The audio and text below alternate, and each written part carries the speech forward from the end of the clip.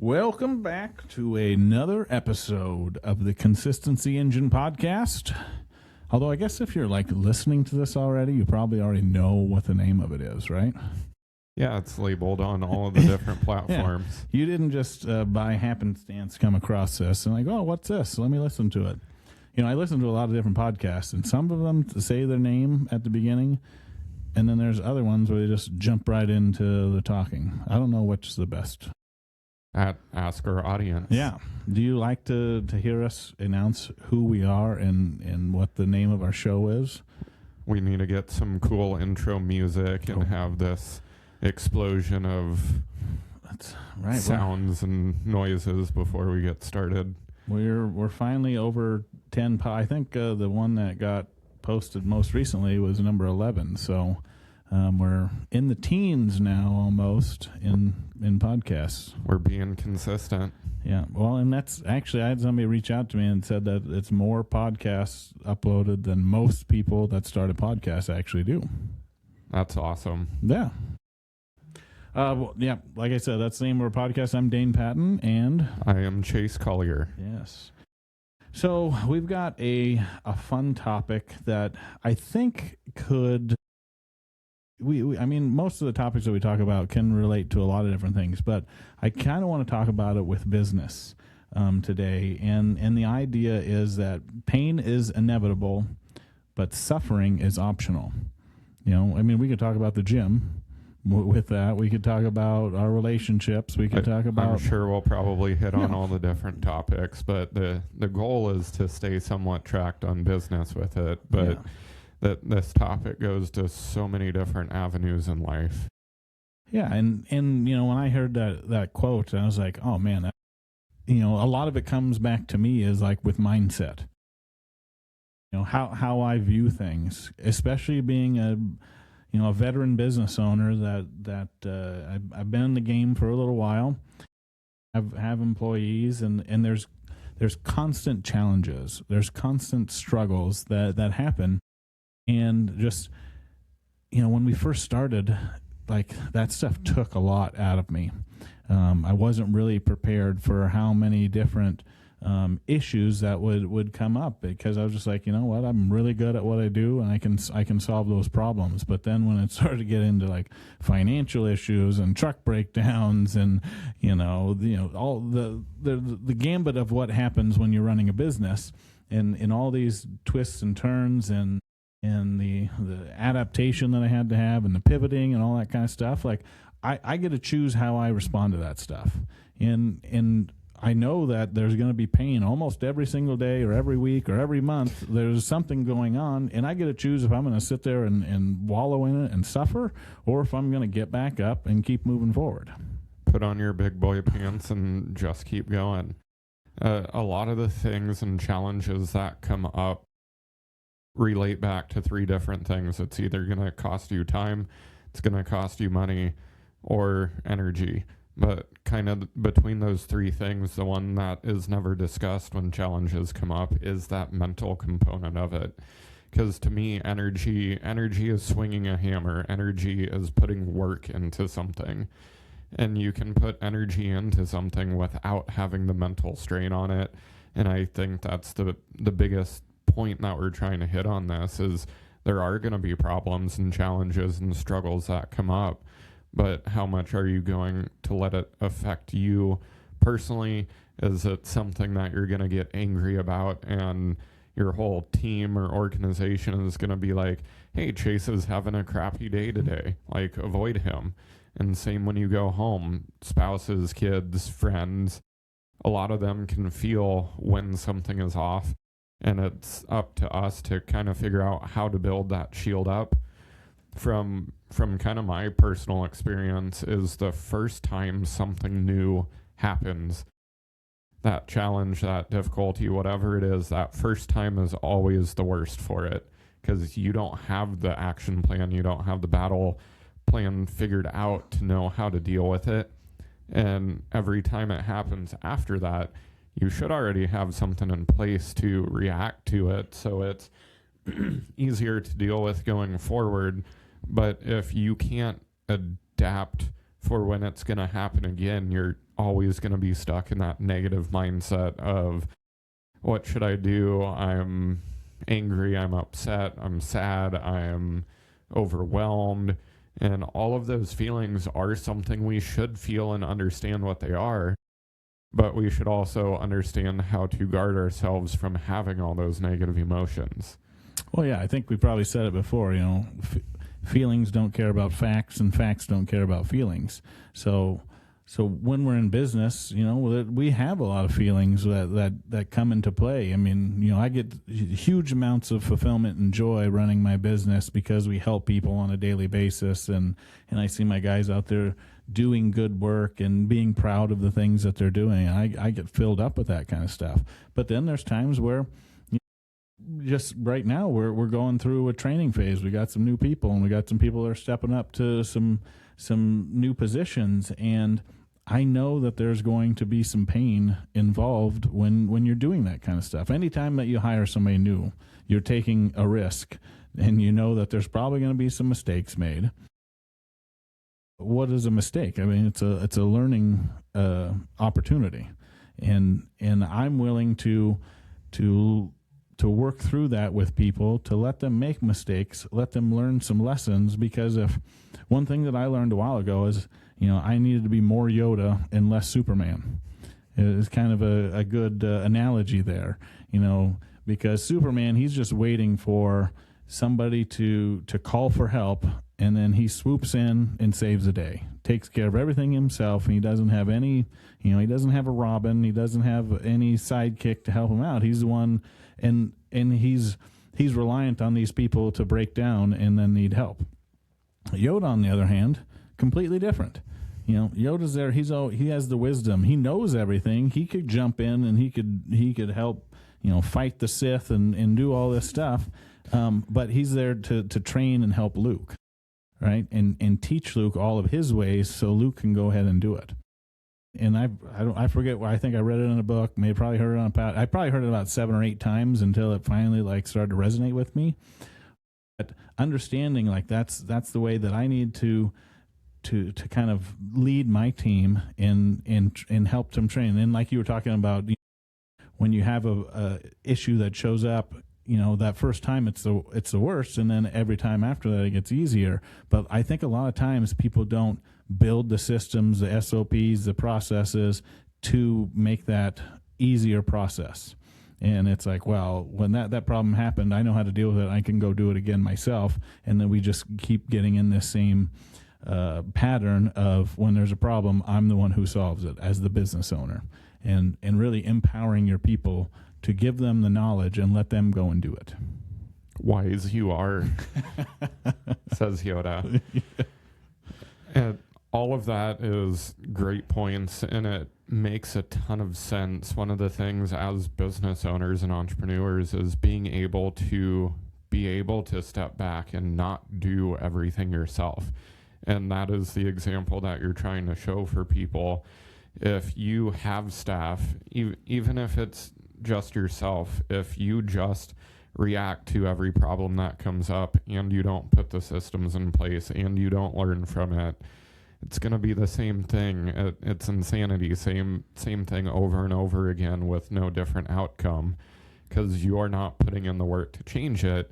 And kind of tying this back to buy back your time, that is exactly what you're doing with your staff, is you are creating better staff, stronger leaders. That way you don't have to Superman in and fix the same thing every time it happens. And doing that buys so much time back for you to go after future things and bigger items, which on the bigger items piece is new challenges. Yes.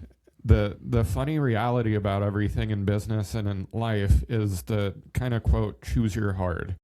Do you want to stay constant and the same and never progress? And your hard is, it could be paying bills, it could be making life movements that you're trying to make.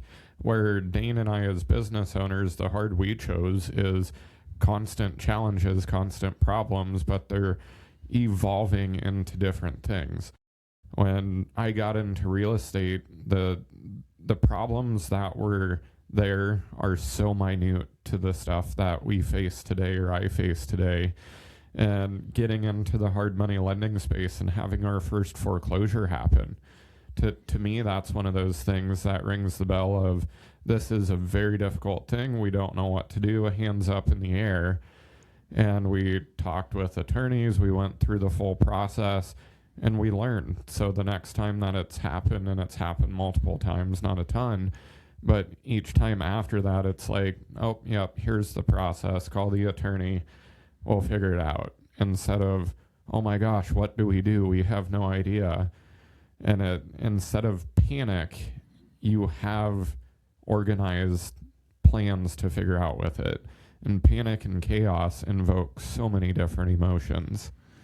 Yeah, I just kind of, like, as you're talking there, I'm kind of thinking back to our relationship and things I've known about you, and just how many, like, painful moments that you've had with partnerships and different things like that in your life. And like, I sit here in awe and just watch how you've been able to develop and grow from all of these things. And it's like, man, like I'm a sole owner. I don't have a partner. Like I take care of everything myself, and to see you just like continue to lead and deal with these things, like I'm very impressed with how grown and developed from that stuff. Thank you. It's the amount of pain. I'm sure, if you're a business owner out there, I'm sure you've seen the memes, or you've even thought, like, I'm going to burn this thing down and go work at McDonald's. Everything's fine sitting in the room that's on fire. Yeah, like we all have those thoughts and feelings as a business owner, and really, I don't think that you're an entrepreneur if you don't have those once in a while. And those are, what do we talk about? Self-limiting beliefs. I heard a video the other day we were talking about. I said I deal with them hourly sometimes. There's always these things, like there's this little voice inside my head or on my shoulder that's telling me that I can't do this thing and that, and I relate that back to, the force of average. It's always trying to pull me back down to the middle. It doesn't want me to be too high. It doesn't want me to be too low. It wants me to be somewhere in the middle. And I have to constantly tell myself, I can't listen to that, because I lived that life for a long time. I lived mediocre, average life for a long time. I did the things that, the general public does every single day, and that's not who I want to be anymore. So if it's a painful situation, and that kind of goes back to that good, great life talk too, like I think I get to a certain spot where we're good and we're comfortable, and I know that's the enemy of great. So I got to continue to keep pushing. I got to say, okay, well, let's get back uncomfortable. Let's start making some decisions that I don't feel super comfortable with, but I know that if we move through it, there's going to be, a new mountaintop that we're going to get to. On the topic of limiting beliefs, they're always out there. They're always going to be there. Every level, there's different limiting beliefs. And the way that I kind of tie suffering and limiting beliefs together is that they're both emotional. And suffering, when you have limiting beliefs, suffering is one of those things kind of alongside fear that just wants to pull you. And you can choose to not suffer. There's been times, again, going back to the beginning, all of those big challenges that I faced that came up, I suffered. Like, I didn't know what to do. Didn't really have people to talk to, resources, community, and I let myself suffer, because that's how I was taught and raised to do, is that you feel that emotional side, but once you start understanding that suffering is something that you don't have to feel, you can have, and I know I've seen you do it, I've done it, when stuff is truly or close to burning down, and we just have a smile on our face. Yeah. And we have that choice to smile about it and figure out the solution, but we also have the choice to dwell on it and let it reflect to every other aspect of our life. And that is your choice to make.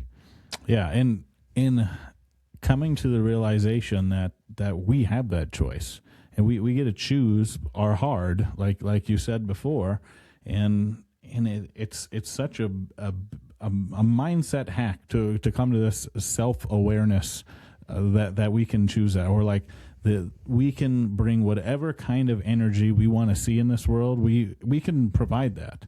I remember my coach telling me all the time, like, maybe he was tired or whatever, and then he looked and he had a winning lottery ticket for $100 million. And the energy that he would feel if that was the case. Like he said, it wasn't any supplement, it wasn't some peptide, it wasn't superfood that he ate that energy was inside of him, and he burst up and he would feel like that. And I was like, man, like that's so true. Like we have the ability to choose that, and that's why suffering is optional. Like that we know that there's going to be pain, whatever it is. I know if I go into the gym and I'm going to try to lift something that I've never lifted before, that there's going to be pain involved, crushing weight that I'm trying to lift. And it's either I'm going to stay there and get crushed, or I'm going to get stronger and push through it. And that's the same thing that we do in business. On the fitness side of things, I was going to talk about the choosing your hard there as well, in the suffering and pain component, because do you want to, when you're 60 years old, do you want to be hunched over and can't play with your kids or your grandkids and be able to walk down the street or go to an event or travel because you didn't take care of yourself? To me, that pain of not being able to do things is so much more than the pain in the gym. And Dane and I are psychopaths because we enjoy that pain. Like, we go to the gym daily and we're like, how much can we do that's going to make us feel it in the next couple days? But we have turned the pain of the gym into a good feeling. And not saying that you should enjoy pain or challenges that come up, but there are some people who, when a new challenge gets there, me as an engineer, I'm kind of like, ooh, that's a new problem. Let's fix it. This will be fun. And when you can start switching your mindset to that positive piece of it, you're going to start chasing different pain that comes up because you want to find the solution. And it could be to help your fitness, it could be to help your business, it could be to just help the people around you. Yeah, I mean, so much of that that I've learned has come from the gym, of that pushing through, like understanding like there's limits and I can push through limits and stuff like that. And I see that same thing, with my guys. A lot of times when I bring somebody in and I kind of, train them on our process, and then I put them into the field and let them do their job and stuff like that. And most of the time, those guys, they'll see the job, what needs to be done, and then they start with the easiest stuff first, and then they work through the job, and then the hardest things they leave for last. I've seen that time and time again, and I used to do that too back in the day, before I kind of cultivated this mindset. And so I kind of let them do that, and then, it's the end of the day. They're hot, they're tired, they've struggled through this, and then they get to the hardest thing, and they get frustrated quicker, and usually the hardest thing takes more time. And so now we're at the end of the day, and like we've already burnt through all this energy and in this, and we've been dreading this thing for all day long, and then they're struggling even more at that point. And I said, you got to reframe this. Like, you got to look at that hard thing, and you got to go do that first.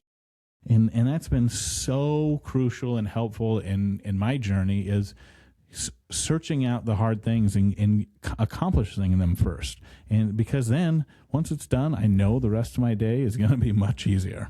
Things are going to go way smoother than if I leave it for the end and I'm constantly dreading it. Or, same thing, you come in and maybe you have an upset customer. So many times I'd put that off to the end of the day, and then, that customer is brewing even more at the end of the day. And then I just come in, and that's be the first call that I make. I'm super happy. I'm grateful to be on the phone with this person. And most of the time, that's all it is. It's a communication problem. And once we communicate the right thing, then, it's like, wow, well, if that was the hardest thing that I had to do today, what else do I get to do? And And I think gratitude has been a big game changer in that mindset as well. The gym and then practicing gratitude every single day and listing out things I'm grateful for. And that just puts you in a mindset of abundance. And instead of having that scarcity mindset, well, I've got to put it off, or I don't want this hard conversation to happen, and this and that. And it's been truly game changer for me, and also for my guys too. So they get that thing done. By the time if I come out to the job and it's like, oh wow, this job went way quicker than we thought, and it's like, well, that's because that hard thing was done, in 15 minutes rather than took me an hour and a half. Relating some of that back to just life in general, is how many times have either of us or people listening, you push that hard thing to the end of the day, it's at the bottom of your to-do list. Nation, how many times does that hardest thing not happen?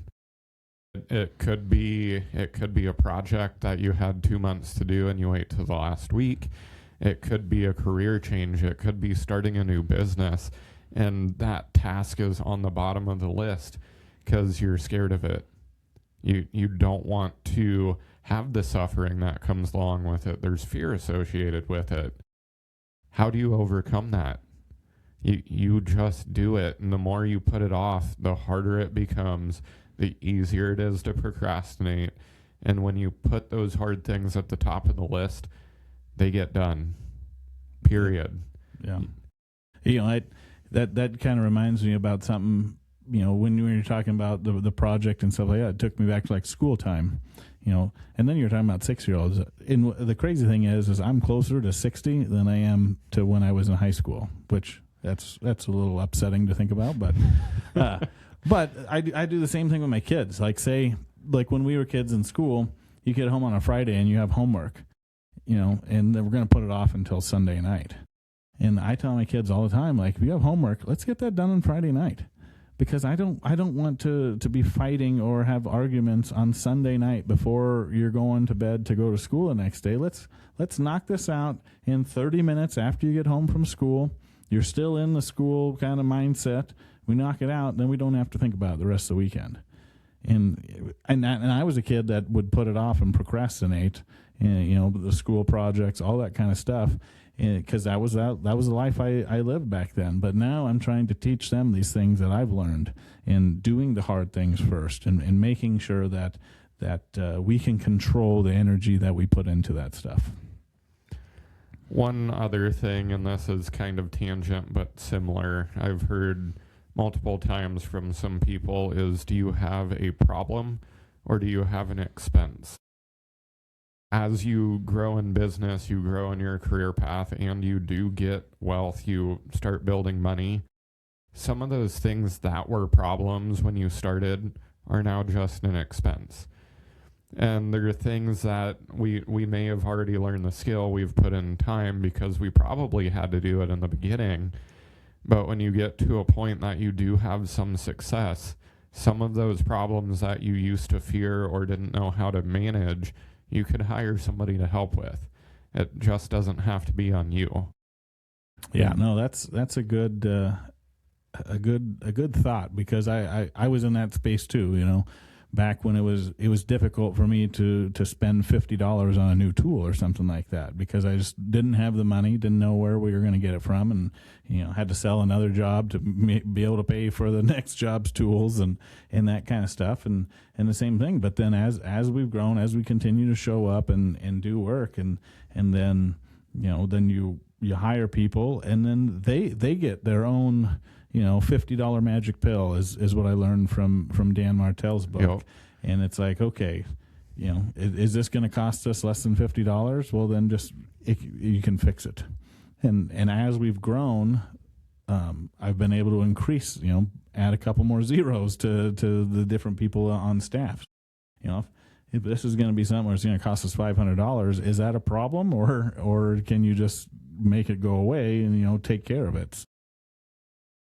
And I think sometimes business owners don't realize that sets into that decision fatigue for them, every little thing they have to be in control of all those little things, and it just drains you.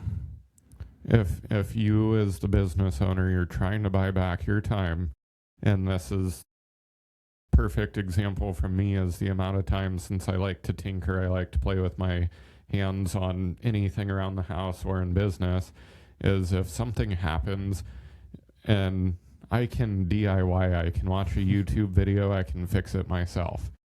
Might take me 4 hours, but is that worth not paying somebody $100, $200 to come and fix it in 30 minutes? That's kind of the decision of whoever is listening or trying to be in that spot. But I've spent many hours trying to do things that I should have paid somebody else who is an expert in, because it goes back to how much is your time worth? Yeah, 100%. And understanding that, I mean, we could probably do a whole episode on the value of your time, because just going back to like the experience episode we talked about, like my time is valuable to go on those experiences and stuff like that. So, I've heard plenty of people, they talk about like mowing their yard. There's certain people that they do that because of the joy that they get out of it or that. But there's so many people who are like, well, I don't have an hour to go mow my yard. I'd much rather go play with my kids or go on a date with my wife and have somebody else mow the yard. And then what you get to do is you get to create an opportunity for somebody else. And looking at it that way is that was a game changer for me too, thinking of it like, because I was always the DIY guy too. Yep. Like, well, I can build my own deck, I can build my own fence, I can do this kind of stuff because I have the tools, I have the knowledge, I can do that. And it's like, if I've been able to get to a point where I've been able to create enough wealth that I can pay somebody else to do this, and that frees me up to go spend time with my family, who's the most important thing, I mean, that's worth it, and that's what it's all about to me. Yeah, the knowing your worth will definitely be a episode coming soon. Yeah. All right. Well, do we have any takeaways, from this pain is inevitable and suffering is optional episode? A good takeaway is the next time, and it's difficult. I want you to think about this the next time you're upset, which is tough to think about because you'll be upset about it. Yeah. But when you are upset the next time, think to yourself, should I be upset? Why am I upset? What could I do differently? Is there a way that if this situation comes up again that I can help think through not being upset about it? And one of the biggest questions I ask myself is this out of my control? Because if it's truly something that I cannot control, I didn't control what happened and I can't control the outcome, then you should not be upset about it. If it is something that you can control, understand how you're feeling and get more associated with your feelings and understand that you choose them. You can choose to be in a good mood even in a bad scenario. So the choice is yours, but I would say next time you're upset, just take a step back and see if you can start thinking through that a little bit differently, because it is your choice. Yeah, when you're talking there, and I think a good rule that that I was reminded by is like the 5-minute rule. Is this going to matter in 5 minutes? Is this going to matter in 5 days? Is this going to matter in 5 years? And really using that as a perspective tool on what kind of issue that we're dealing with. Okay, if this is going to matter and it's just going to be 5 minutes, okay, I'll be upset for it for 5 minutes. Is this going to be a problem in 5 days, or is this going to be a problem in 5 years if I don't get this taken care of, or whatever? And if it's not going to be something that's going to cause you issues down the future, then probably just let it go and take a breath. Count down whatever you want to do, some goose fraba or whatever, however you calm yourself down, and then keep moving. So, all right. Well, appreciate all your thoughts on this episode, Chase. And if, like we said before, if you guys have any topics that you would like us to cover, we are more than welcome to having you reach out, shoot us a DM, send us a text message, carrier pigeon, however you want to get a hold of us. And if you have been listening, please subscribe, and then we would love a 5-star review on the podcast. That helps us get out there to more people. So thank you very much, everyone.